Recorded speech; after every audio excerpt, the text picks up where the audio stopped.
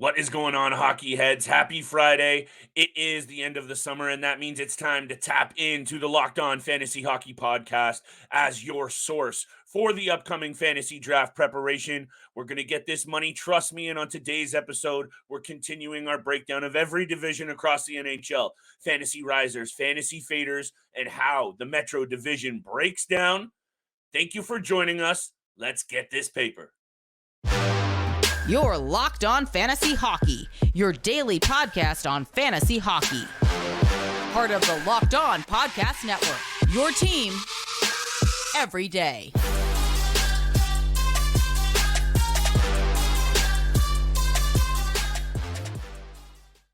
Welcome back inside the lab, everybody, to the Friday edition of the Locked On Fantasy Hockey Podcast. I am joined, as always, by my distinguished co-host, Mr. Steele Roden. And on this side of the microphone, it's your boy, Big Flip Livingstone, continuing to hold you guys down for all of your fantasy hockey needs, even throughout the offseason. But, baby, we are about to head back to 5 episodes a week, Steele. Starting next week, we're going to have mock draft Mondays all September long, so make sure you keep it tapped right here. Like, subscribe, and follow. We are here free and available, going to be going back to Monday through Friday, and thank you for making us your first listen every single day. Today's episode is brought to you by FanDuel. FanDuel Sportsbook, official sportsbook of Locked On. Make every moment more, and right now, new customers can bet $5 and get $200 in bonus bets guaranteed. Visit FanDuel.com/LockedOn to get started. You know, I love the get started segue, Steele, because we're going to get started by continuing our Metro Division, actually kicking off our Metro Division preview, but continuing our preview of every single division across the NHL. We're taking out a couple of risers in the fantasy realm, a couple of players that we're going to be fading in these drafts, maybe not drafting at all. And of course, we're going to break down the 8 through 1 positions in this extra tight, extra spicy, as I was saying, Steele off air, muy caliente in this bad boy, and how it goes 8 through 1. I want to throw it right over to you because these episodes have been getting long in the tooth because there's a lot to say. And 8 teams to cover in 30 minutes is tight, but we're going to try and do it for y'all. Let me throw it over to you for the 8 spot in the Metro, which I think this can be a pretty quick conversation.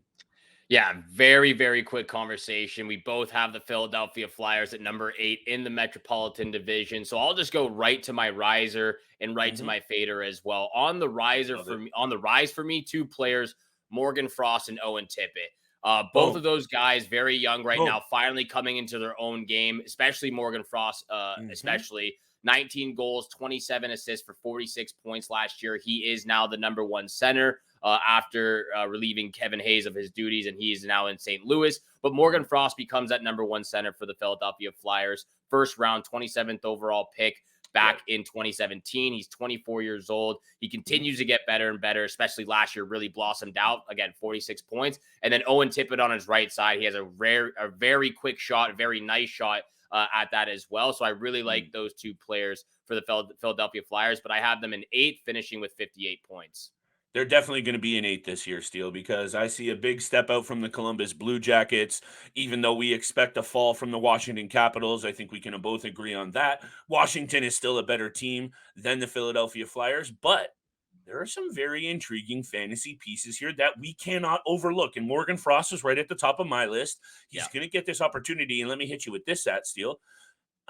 He's on a coming off his 46 points career best, but more importantly, perhaps, he had 27 points in the second half of last season, and by that time, averaging over 18 minutes in ice time per night. You know I love that stat. Very indicative of what the coach is thinking, and you and I don't want to get into the John Torts conversation, but this guy is a dude on the rise, and you got to pay attention to him. And, of course, you know I'm going to stick to my guns on Noah Cates because I think as much as he could be projected to be down the lineup as a centerman, he's going to get all the opportunity in the world to potentially run that second line or be a very effective piece on it. And even more so why I want to pump up Cates and Frost is fading Joel Farabee. I know Farabee has started to bring some peripheral value, 45 blocked shots, 71 hits. The shots are weak for me, Steele. I like where this player came from in his second year in the NHL, 38 points in 55 games. Then he regressed in his second full season, 34 points in 64 games. in 63 games, sorry. I just don't see it for Joel Farabee as well, Steele. It's my gut Yeah. instinct. We're going to have to fade a couple of these pieces. And unless it's real deep keeper dynasty situations, I'm fading Joel Farabee. But I think this is a fairly clear-cut situation on what's happening in Philadelphia. Yeah, I believe so as well. I think everyone at this point knows how I feel about the Philadelphia Flyers and John Tortorella and what they bring to the table. Just not a very good team heading into the season, but Right. just like everyone's on the trade block. Could see Travis Konecny and Carter Hart go in the number of years. So we'll have to keep our eyes on for that. At number 7, though, in the Metropolitan. Here he goes. This one for me went back and forth for a little bit, but I think like I'm going to change my mind. I'm going to change my mind here. Okay. I am going to go with the Columbus Blue Jackets at number 7. I did originally have them at number 6, but I'm going to drop them back down to number 7 just because I think the Washington Capitals still remain a better team than the Columbus Blue Jackets, but not far off. Like you said, not far off. So I'm going to go Columbus at number 7. And just because of, some of their younger pieces, I'm not sure where they quite are right now. Kent Johnson being one of them. Can Kirill Marchenko continue to score goals like he did last year? And then obviously Adam Fantilli coming into that second line center position. And what can he do? We are very excited for what he brings. But with all the injuries that happened last year, Elvis Merzlikins not being up to par from his standard, I'm going to drop them back down to number 7 here. I'm going to have them finishing with 70 points at the end of the season, maybe 72, somewhere in that general area. For on the rise, though, I'm going to go straight to Adam Fantilli. I'm going to go straight to him. The obvious First choice. year. Yeah, the obvious choice. First year in the NHL. I think he's going to make his teammates and line mates around him a lot better. Obviously, playing with Johnny Gaudreau and Patrick Laine, if he gets the chance to play with them as that center liner. Right. Then Early projections here. Early projections. So on the rise, I'm going to go with Adam Fantilli. On the decline, on the fade list, I'm going to go with Elvis Merzlikins. I'm going to go with him. And, again, he's the starting goaltender. I just don't know if he really has that starting quality in him and to be that number 1 guy anymore. I really thought he would be, obviously after the trade of Korpisalo and, battling with him over the last few years. He showed some flashes. He showed some flashes, but is he that guy? I don't think he is right now. So he's going to be the guy I fade. Yeah, it's got to be Merzlikins as well. I think that was another obvious one, but I like that you're covering these because I went a little bit less obvious. And just very quickly on Fantilli, any other year, he's likely going first overall. I know there was a little bit of shakeup at the top of the draft, but I think a lot of what happened with Bedard being the clear number 1 left the 2, 3, 4 to be a little bit more subjective. And I think any other year, Fantilli is getting a really, really good look at that first overall draft pick. So that's just number 1 because he's got some elite level quality. I could see 45 to 50 points for him this year. No problem. That means he's an immediate, already important fantasy piece. And in the keeper dynasty realm, right after Bedard, why aren't you going after Fantilli first as a future keeper piece for your team? I have Kent Johnson on my list. I have Adam Fantilli and Kirill Marchenko all as risers. You basically covered them all. I love the upside with Kent Johnson. I think he has a little bit more all around to his game. Kirill Marchenko, though, I watched a couple of his games last year. This guy can score. He can put the puck in the back of the net. He's got really good hands. I'm intrigued to see what happens with him. Ivan Provorov, Steele. He's a name, right? He's still a name. And there's some guys out there who are starting to fade in value big time. And finding offensive defensemen who can bring it are really tough. So I want to just throw this disclaimer out there right now. He's now down the depth chart behind Zach Werenski and Damon Severson. He's going to be getting some minutes reduced from what he's seen in the past couple of years, I believe, averaging 25, 24, and 23 minutes. Last year, Steele, in a full season, 27 points when we saw previously 41 and 36 from this guy. I'm saying you're going to see more regression from Ivan Provorov. Stay away from this guy unless it's maybe an emergency waiver wire ad to replace an injury. Yeah, completely agree with that analysis on Ivan Provorov as well. Just I don't think behind Werenski and behind Damon Severson as well, he's not going to get as much minutes as he saw back in Philadelphia. I'll make this real quick. At number 6, I have the Washington Capitals. Again, very slightly above the Columbus Blue Jackets, but they are above nonetheless, finishing with 76 points on the season.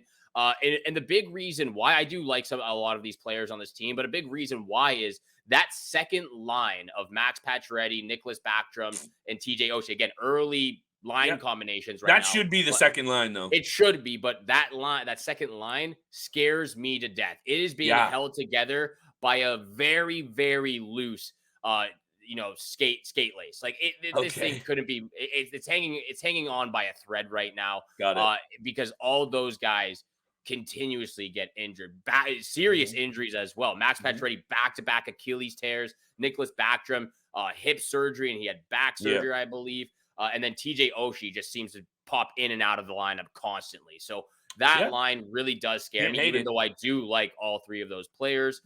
My riser, though, is going to be Mm. Rasmus Sandin. I knew you were going there. I really like what he did at the end of the year when he got traded to the Washington Capitals. Even last year in general, 35 points in 71 games. That's the most games he's played in the NHL so far. He hasn't really been given the opportunity like a lot Nope. of prospects or a lot of players on the Marlies in Toronto don't get Yep. that opportunity in Toronto sometimes. And he finally started to get his that opportunity, get his bearing a little bit, get his feet under Mhm, him, mhm, mhm, and mhm. eventually got traded to the Washington Capitals. So I'm going with Rasmus Sandin. I really like him. 136 hits, 87 blocks.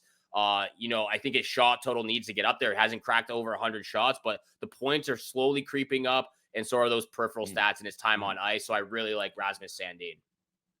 15 points in 19 games for the Washington Capitals last regular season. He's got to be one of those guys, Steele, but I'm just a little bit wary because of how they might have to deploy him, right? Because he could be behind John Carlson, Martin Ferravari.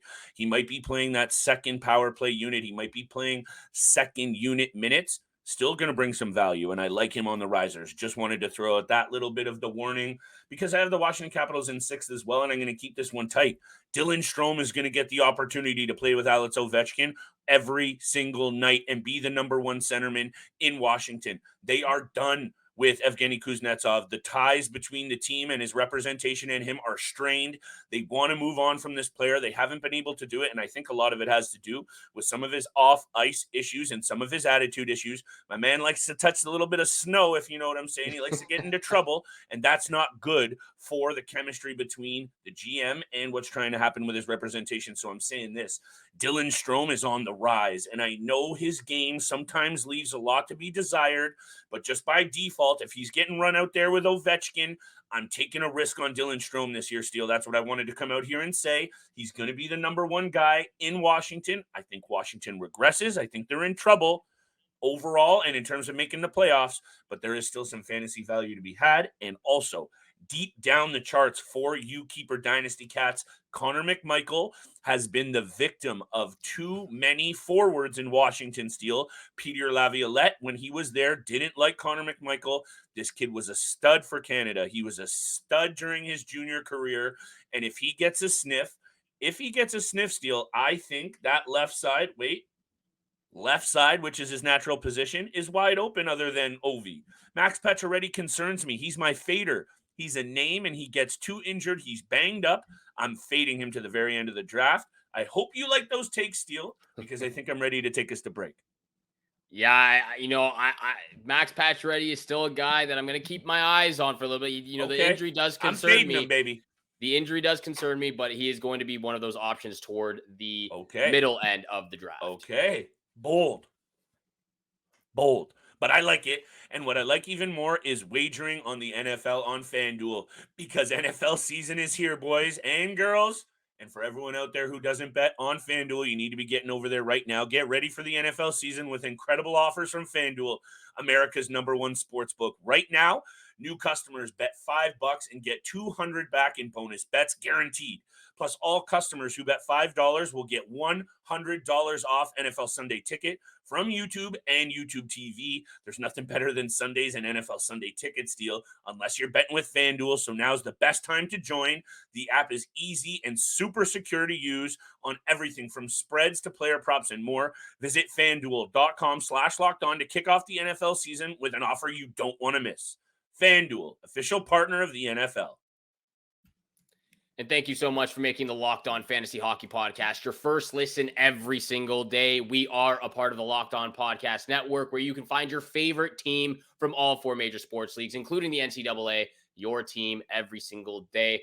And like we've been saying all week long for a few weeks now, continue to DM us on Twitter privately with your information, name, and email if you want to be added to the list for an entry fee.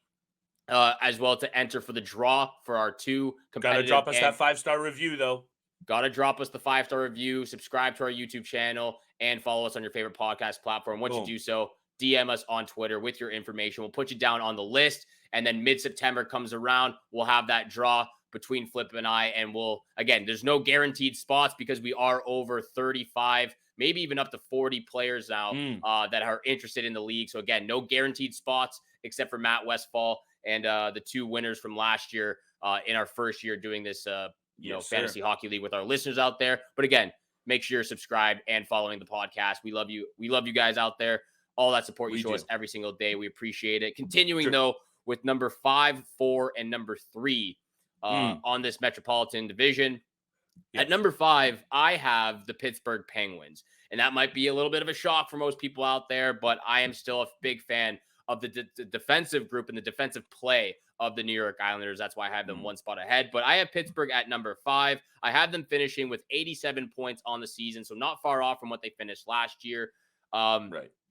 I don't think, again, I think they're one of the older teams in the NHL. I do like them a lot. They still have some absolute studs on the team. Obviously, Sidney Crosby, and when Jake Gensel comes back from injury, Evgeny Malkin played out of his mind last year. I'm going to go straight to my riser right now. My riser is going to be Rickard Rakell. I don't think he got appreciated enough. I knew you were going to say that. There's no way you knew I was going to say that. There's no way. No, I did, because you've been alluding to this. You've been expecting more from him, and I see that's the angle here. He should be producing more. I have been expecting more, and I thought he did pretty well last year. 60 points, 28 goals on the season, had 141 hits and 53 blocks, over 240 shots. So the peripheral stats are great. He's pulling it all together right now. It's only the second time in his career he's put over 60 points, but I think he can do better. I think he can do better, and he will do better. Playing with Sidney Crosby, and again, once Jake Gensel comes back onto that top line, great on the power play, can really get it done. And of course, playing with Sidney Crosby, everyone's game is elevated. So that's going to be my riser. My player to fade.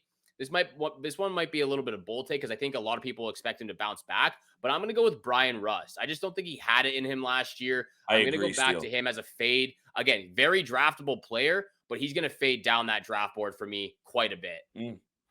Yeah, I don't even know if he's a very draftable player. I'm just nitpicking on what you're saying here because I feel like being that kind of guy, but I'm fully here for your take. I'm seeing under 45 points for Brian Rust this year. And I don't know if I'm going to respect what you're saying overall about the Pittsburgh Penguins, but you're not far off. I'm not here to get at you because this is where this division is going to start to get really tough because there's going to be some good teams left on the outside looking in. And in my opinion, it's the New York Islanders, Pittsburgh Penguins, Devils, Rangers, and Hurricanes that are the clear best 5 teams in this division. And at the bottom of those 5, I have the Islanders in 5th and I have the Penguins in 4th. And let me explain why I think you're actually spot on a little bit with this bold Rickard Rakell take. Is even until Jake Gensel comes back, they now have that safety blanket of Riley Smith, a very speedy, very smart, very good offensive forward that is going to fill in nicely in the meantime until Gensel can take his rightful place on Sidney Crosby's left wing. But let me talk about the New York Islanders, Steele, because very quickly, they were 22nd in the NHL in scoring last year. They did not get better. They did not improve in the offseason offensively. And how about this? Only 2 teams in the NHL were worse on the power play last season, Steele, and that was the Anaheim Ducks and the Philadelphia Flyers. And this team did not get any better. They did not make any real moves in the offseason, and I have a serious doubt about their ability to hang into where they were last year. I think the Pittsburgh Penguins made a bunch of aggressive moves to make this team better. Tristan Jarry will be on the rise for me as well as a healthy bounce-back candidate and behind a much better and much improved and more balanced team in Pittsburgh. So I think you're a little bit off on this one, but not by much. So let me finish this off. Islanders, 89 points in 5th. My riser is Noah Dobson. He's only 22 years old, and I think he can bring a lot of value if he gets more minutes because he's still buried behind a couple of guys on that blue line playing second power play or second unit minutes, but he gets the top power play. Anders Lee, I'm fading a little bit. I'm a little bit concerned about him. And quickly on Pittsburgh, I love Tristan Jarry for the bounce back steal, and I'm going to fade Chris Letang slightly. Only because we know the minutes are going to go down. He's not on the top power play. That's already been announced, and this is to go very clearly. Chris Letang, very draftable still, but he's going to be faded a little bit down the board now just because of that EK65 news. Yeah, no, very respectable take there. I Thank you. can't disagree with it too much. Again, we're just slightly off right now Yeah, between we're Pittsburgh and interchanging Islanders. here. It's subjective We're at this point. interchanging, but I'm going to agree with you. Noah Dobson's going to be one of my risers. I think that's the one thing that's truly missing right now from the New York Islanders group is having that star defenseman who can be an offensive threat both Agreed. on 5-on-5 and 5-on-5 and on the power play. So Noah Agreed. Dobson, again, like you said, he's 23 years old. He'll be 24 in January. He'll be 24 in January, so still very young, but 49 points last year, 51 the year prior to that. The blocks are up, the hits are up. Again, He's if a he can power just play become quarterback, if so. he can just become that offensive threat, that offensive juggernaut like we see. Again, I'm not going to try to compare him to Cale Makar and what Erik Karlsson and those guys are doing right now, but if he can sort of start trending in that direction, that's the most thing that the Islanders need right now. There's that true quarterback star on the blue line for them.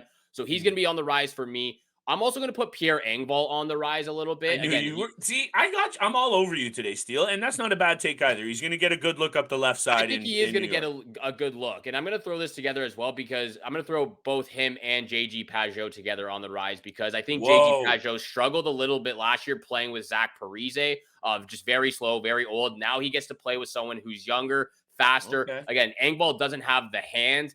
Guy's got bricks for hands, like cannot early projections, but I think he's going to be better. He's going to put over 40 points or close to 40 points. Again, for him, the shots are going to continue to go up. The hits are going to continue to go up. And hopefully he gets a little bit more time as well. They need that speed and he brings it together. On the fade though, I'm going to agree with you. I'm going to go with Anders Lee, like you said. I'm not going to fade him too much because I still think he had a decent year last year. But he's gonna be one might fade. He's still a draftable player, but one to fade. I have the Islanders in 4th position in the Metropolitan, finishing with 90 points on the season, so not too far off from the Pittsburgh Penguins I had in 5th. At number 3, though, this is where I think things are going to take a dive. I have the New Jersey Devils at number 3. Me too, brother. I have them. Oh, okay, perfect. Yeah, me too. That's great then. I knew, you know what, Steele? Honestly, I'm being straight up honest. When I think you and I are actually on the same wavelength today, I knew you were going to think I was going to value the Devils higher. I just had a serious look in this, and I'm going to leave it to your take. And I think they're fair at 3 this year. I see a slight regression from them. Yeah, I have them at number 3. We'll get to number 2, and we'll get to number 1 right after the break. But thank you so much for making the Locked On Fantasy Hockey Podcast your first listen every single day. Please remember to hit that subscribe, hit the follow button. We appreciate all that love and support. Leave us a 5-star review as well on your favorite podcast platform. Yes. Again, we just appreciate all that love and support. We're diving hard into the season. 5 episodes per week now once September hits. And we couldn't be happier because the season is so close, very near. We can't wait for all of that Toronto Maple Leaf action, all of the NHL action that we get to witness. And of course, the Minnesota Wild out on the west side. But again, we appreciate all of our listeners out there. Continue to DM us on Twitter privately if you want to be a part of the league. We'll put you down on the list. Again, no guaranteed spots, but we'll get you down on the list. And into the draw. And into the draw that we'll have in September. So again, at number 3, I have the New Jersey Devils. I have them finishing with 100 points, give or take, maybe 102 points. But I have 102, Steele. I have 102. I have them in 3rd position right now. And there's not much I can say about this. They're a great team. They're a top 3 team in the Metropolitan. We all know that they're right on the cusp of doing something very, very great. So I'm going to go straight to my riser. I'm going to go straight to my riser. And that's going to continue to be Dawson Mercer. Dawson Mercer, he has the chance to play with some absolute studs right now. Let me just pull up the stats so I have things clearly in front of me. But only 2 years in the league. He hasn't missed a game yet. 42 points in his rookie year, 56 points the year following. The time on ice has stayed the same, but I think that's going to increase ever so slightly this upcoming season. The peripheral stats continue to slightly improve as well over the last 2 years. And again, just being on that top line now with Timo Meier as your left winger and Nico Hischier in the middle, that just screams for success to me. The New Jersey Devils, again, just top 3 team. There's not really anyone I can fade on this team. I got one. This team's overall, stacked. they're stacked. So I'll leave it up to you. Who are you fading? I appreciate that. And I'm just going to put it at this quickly before I make a really interesting point about this New Jersey Devils team. And Andre Palat went from being a very effective piece, both postseason and regular season, with the Tampa Bay Lightning. And then he comes over to the New Jersey Devils. And now all of a sudden he finds himself behind Jesper Bratt, behind Timo Meier, behind Tyler Toffoli and Dawson Mercer in the wing position, obviously a natural left winger. I think that's just too many good young pieces that I know they're invested in Palat, but they're fine letting this guy anchor that third line steal. So I think that's one of those names that in the past couple of fantasy drafts have had a lot more value. And I think we need to fade Andre Palat because he's down that depth chart now because of how good this Devils team has been. So that's number one. That's my fader. On the rise is obviously Dawson Mercer and as well Luke Hughes. He is going to get to slot into a really good blue line. And we know we have question marks about the tandem in net with Vanacek and Schmid.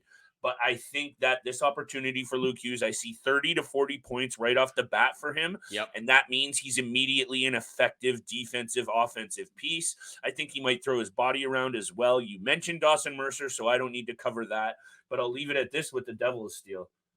103 points. That's where I predict them. But here's a little interesting ditty for you. Last year, they scored tied for the fourth most goals in the NHL. Only the Kraken, Sabres, Oilers, and Bruins scored more. But this is where they can be so much better. And this is where I'm a little bit worried about the rest of the Eastern Conference steal. This team was 22nd in power play efficiency. Yeah. Holy crow here. Hold on. Let me bring this back. Are the numbers correct? Are they correct? The New Jersey correct? Devils were 14th in power play proficiency. Sorry. But given how much talent they have and how many goals they scored, if they can start figuring things out on the power play, the rest of the East is in real trouble. And I think that means our projections for some of these offensive pieces, because we're basing it on last year's numbers, could actually even go higher. But why don't we go higher in these standings and talk about the number 2 spot, who you got there, because I think we're going to have the same one again. What an incredible transition that was, Flip. Absolutely loved that. Absolutely loved that. And that transitions right into the second team in the Metropolitan Division. I've got the New York Rangers here. So clearly the Carolina Hurricanes are number 1 for me. But I've got the New York Rangers at number 2. Just because, again, the defensive group for the Carolina Hurricanes, the offensive group, what they're able to do, just being able to just absolutely grind their opponents down over the span of 60 minutes. So Carolina Hurricanes at number 1 for me. I've got New York Rangers at 2. They finished with 106 points on the season. My riser, and you're going to absolutely love this because he's probably your riser as well. It's going to be Keandre Miller. He's going to be on the rise for me. Of course. 3 years into the league right now, 43 points this past year in 79 games, over 100 blocks, over 160 hits, over 110 shots. I need to see more shots on net, but he still had an 8% shooting percentage, which is pretty decent from a defenseman who doesn't really put the puck on net a lot. 9 goals, 43 points. Like I said, the penalty minutes, 50 penalty minutes. So a little bit great for banger leagues as well. But he's 24 years old, or he's 23 years old. Oh, look at this too. St. Paul, Minnesota boy. I'm just attracted to this Minnesota all around, but he's a great defenseman and he's really on the come up right now. Of course, obviously right there behind, or not right there behind, but he's behind Adam Fox right now. For the top blue line position. I love Keandre Miller and what he brings to the table. Big guy, 6'5", 220 pounds. Big lad on the blue line for the New York Rangers. So he's going to be on the rise for me. Who are you fading? On the fade, though. It's tough. It's tough with both of these teams. It's very tough. Yeah. But I'm going to continue to go back to Capo Caco. I just don't know. He's been given so much opportunity in the top 6 group right now. And I'm going to pull up his stats real quick so I have it in front of me. The tough thing with me while you do that, Steele, with Kako is he would have already been faded by a lot of guys. Yeah. A lot of gals, a lot of GMs out there. I think he would have already been on that fade list. But I think you have to continue to do it. I have a bit more of a bolder take with my fade on the Rangers, but I'll let you explain your Kako stat and your take here, and then I'll get into my 2 and 1 spots. Overall, pretty decent season. He had 40 points. He was only playing 15 and a half minutes of average ice time. Blocks and hits were below 30 each. So the peripheral stats aren't great. But again, 40 points, but he's had the opportunity time and time again playing with Mika Zibanejad, Artemi Panarin, now Vincent Trocheck, Chris Kreider as well. He's had that opportunity, hasn't had the success that a lot of the organization has thought that he would. Same goes for Alexis Lafreniere, but I'm not going to fade him too much because I think he will be better. But I'm going to go with Kakko. So that's my fader. My only concern with this deal is I know they brought in Blake Wheeler to play that right side. I think Blake Wheeler would be there as an almost fade target for me, but I almost like that he doesn't have to be that veteran guy anymore. But he was close to a fade, and he might be for me because I'm just really worried about what he can do with his feet. I'm worried about what's going on between the ears because there was a reason why he was stripped of that captaincy in Winnipeg. And I think you and I have been very clear about the Winnipeg Jets team being about like a Bermuda Triangle of fantasy takes because we just don't know we're going to disappear if we go into that realm. But Blake Wheeler was a fade. And I think Kaapo Kakko, though, they got no one up the right side. Tyler Pitlick, Jimmy Vesey. So they might have to continue to run Kaapo out there, even though I'm not going to disagree with your takes on him being disappointing. I'm flip-flopping you here, Steele. And yeah, that's a little bit of a pun on my own name, and it's a bad one. Carolina's going to struggle to score like they did last year at times. I know they brought in some pieces. I like the balance. I love Kotkaniemi and Jarvis on the rise. That's a quick plug from my boy Seth Jarvis. Kotkaniemi, I know you like. Carolina, 108 points, so they're not far off the lead. So me and you are here again, interchangeable with these top two teams in the league. Carolina's the most balanced team in the league, I want to say. Aside from being a little bit loose up front, just balanced up and down. Blue line for sure. Goaltending, oh my goodness. And no, I bet you were surprised Kochetkov wasn't on the riser here because I'm just a little bit uncertain if this is the year. Unless there's a major injury to either of those guys, I think they're fine to run back Ranta and Anderson, and why wouldn't you be? They've been very solid over the last couple of seasons. So I'll leave it at this. Toivu Teravainen is where I got a fade, and this was another tough one, Steele. Both of these teams, very hard to find someone to fade because of how much quality and how many wins they're going to get. So that means good numbers plus minus. That means good goal numbers. Anyway, Teravainen's been fading a little bit. He was hurt last year. He had a down year. And first place, New York Rangers. We've been talking about it. I've been building up to it. Keandre Miller is my riser. He led the Rangers in even strength minutes last year. That's a huge indication. And now you mentioned his shooting percentage, Steele. I'll spit this out. 14th among defensemen across the NHL. Top 15 already, and now he's just starting to figure it out. If you're sleeping on Keandre Miller, that's a mistake. And this is another tough one, Steele, but I'm going to say Chris Kreider. And I know he has been so consistent. It's really hard to poke holes. Those 50 goal days are gone. And I guess the other thing was, and you alluded to it, I think our boy Alexis Lafreniere has a bit of a step-out year. And they would much rather see Alexis Lafreniere step out and live up to that first overall draft pick hype than burn more minutes into Chris Kreider, who has already given them so much. And you know they'd be fine with him taking into those minutes. It's a bold take, Steele, but I'm going to go fade Chris Kreider a little bit. Keandre Miller on the rise for me, and the New York Rangers are the toast of this division, but not by much. I absolutely hope you're right with the New York Rangers because that's going to be one of the teams. I sprinkle a $20 bill for the Stanley Cup. I'm sprinkling just a little bit again. I'm very high on the New York Rangers. So again, but I have the Carolina Hurricanes at number 1 in the Metropolitan. I don't think that's a shock to most people out there. They finished first in the Metro the last few years, it seems like, or they have. So I'm going to go straight to my riser on the rise. This one might not be. It might. I don't know what it is. I'll let everyone out there determine that. But on the rise, I've got Andrei Svechnikov. I really do think he's going to have a breakout season this next year. Only got to play 64 games, still had 55 points. I think we'll finally see him get over 70, maybe even 75 points this next year. The hits, the peripheral stats are incredible. 205 shots, 140 hits, only 20 blocks, but that doesn't matter when you do all the rest of the things that he does. Penalty minutes, 71 penalty minutes. Great for banger league. So he's on the rise for me. I continue to see a lot of those peripherals continue to rise up as well. On the fade, I'm right there with you. Teuvo Teravainen, he's got fourth line minutes written all over him. I wouldn't even like to see him as a third line left winger because you're breaking up Martinook, Jordan Staal, and Jesper Fast, who play great together right now. Right. So he's got Michael exactly. Exactly. So I've got Teravainen as that fade as well. Boom. We're not too far. I thought we were going to be a little bit off here. in this Metropolitan early predictions, Not but we too weren't much. too far off. Not too far off. Maybe the only one was the Pittsburgh Penguins, New York Islanders take here. That was a little bit Yep. nitpicky, but nonetheless, we were very, Hey. very close. We were Hey. very, very close. So Yep. everything kind of lined up very nicely for this Metropolitan Division. A lot of risers, a lot of faders there. And I guess that being said, that's all it is for this episode. The Metropolitan early predictions. Thank you so much for making the Locked On Fantasy Hockey Podcast your first listen every single day. Make sure you're tuning in again. We're back to 5 episodes per week, Monday through Friday, 7 o'clock in the morning. Eastern time is when you can catch us. Mock Draft Mondays, baby. Mock Draft Mondays coming up every Monday up until the season starts October 7th. Thank you again so much for tuning in for today's episode with Flip and I. Have a great day. Good luck with all your summer bets out there. And we shall see you back here again on Monday. Peace.